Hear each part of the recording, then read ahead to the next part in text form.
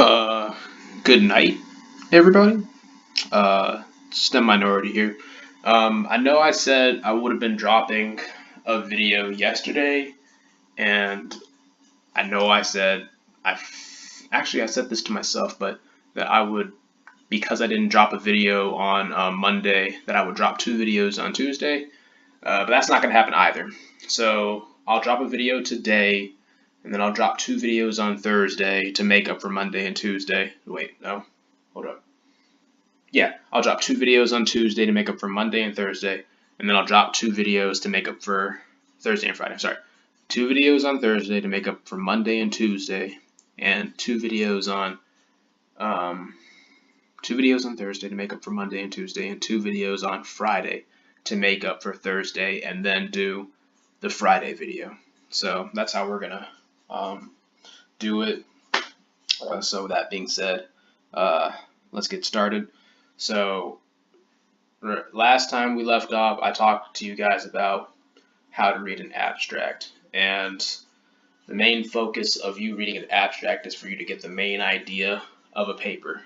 So with that being said, this is the first installment of, I guess, abstract reading series. So really all I'm going to do is, it's not even the abstract reading series, it's just, me kind of typing in some sort of random query, and then choosing a paper, and, I read the abstract to you guys so that you guys, and I'll simplify it for you guys so that you guys should have the latest trend in what's going on in science today. So that being said, today I feel like learning about learning styles. It helps to click on the query thing or the search box, but learning styles.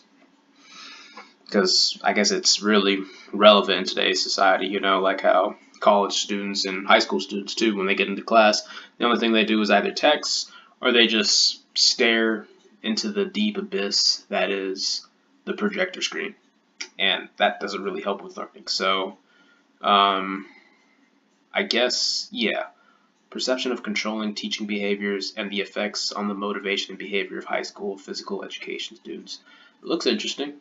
So, perceptions of controlling teaching behaviors. So, controlling teaching behaviors, you're just being controlling.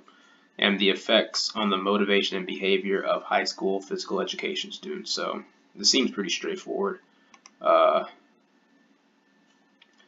It's recent too, published 2018, October 18th. So, the purpose of this study was to examine the effects of controlling the teacher behavior on high school physical education students' global intrinsic motivation. So, I guess how a student is motivated through himself. So there's extrinsic and there's intrinsic motivation. And intrinsic is how you motivate yourself. Extrinsic is sort of like that reward-based system where, okay, you're more motivated by an award. So, in other words, the purpose of this study was to examine the effects on motivation for yourself. Perceptions of the importance of subject matter, so how a student feels about the subject matter, and then intentions to be physically active, the level of activity, and lifestyle effectiveness. So in other words, it's just really the effects on, straight motivation, like the title says. So the sample in this study was comprised of 416 Spanish high school students. That's something to take note of because it says perceptions of controlling teaching behaviors on the motivation of high school physical education students, and it's just something to note that it doesn't use like the whole national survey. You know what I'm saying? It only uses Spanish high school students, so that's something to keep in mind.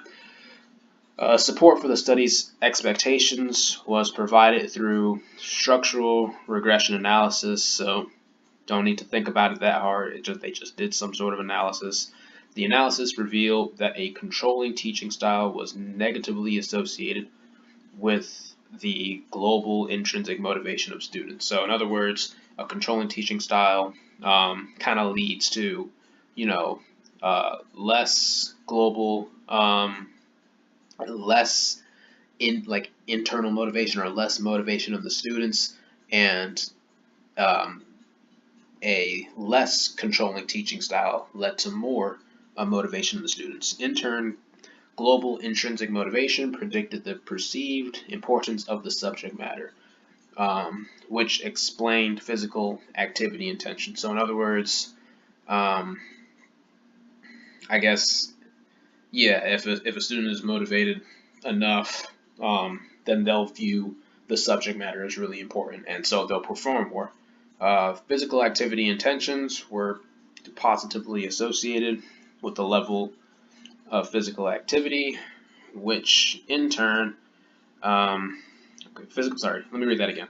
Physical activity intentions were positively associated with the level of physical activity, which in turn explained life satisfaction. So if the students were able to state their intentions, then they were actually able to do what they said they were going to do, and they were more satisfied from it. And the knowledge obtained in this study can be a benefit to teachers and can be beneficial to the design of more adaptive learning environments for students. So in other words, whatever they learn here, they can use for teachers everywhere, or at least in just high school physical education teachers. So pretty simple. The title practically said the whole thing. Right now, what is it? Huascar, Hernandez, Ruiz, and Moreno Murcia, they did a study where they said, okay, if teachers want to be controlling, what effect would that have on the motivation of high school students? They found that the more controlling you were, the less motivated the students were. The less controlling you were, the more motivated, because that's a negative correlation. And that if students were more motivated to state and to actually, clearly define their goals, then they could easily meet their goals, and that in turn may, improved, the satisfaction, which I guess theoretically does improve motivation. So it's something interesting. So I guess the way it could be applied, if you really thought about that, is all right, teachers in, say, your normal science or teaching environments, like for example for chemistry or biology, sometimes those teachers can be really nagging, but if they were more interactive and less controlling, and they allowed, more, I guess, freedom, if you will, of the students to be able to learn on their own, then perhaps it could improve performance in the students. That's what I'm getting. That's what I'm understanding from the goals of this study. So yeah, hopefully y'all find that interesting. Leave a comment. I know sometimes these seem boring, so if you could just leave comments about how I can improve my videos. Really appreciate that. Hopefully y'all find this interesting, and hopefully through me kind of narrating this abstract to you, do you find it now easier to read abstracts on your own? So that being said, have a good night.